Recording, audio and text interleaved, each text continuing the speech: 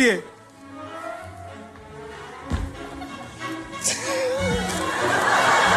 Hocam! Ya ne yapıyorsun? Bir dur. Adamın balet olacağı tuttu ya. Niye bağırıyorsun lan? Nasıl niye bağırıyorum? Adam dürüm yapıyor beni burada. Sinan nazik olsana. Karşında bir kuğu var. Niye çeviriyorsun Sinan? Gaza geldim. Evet.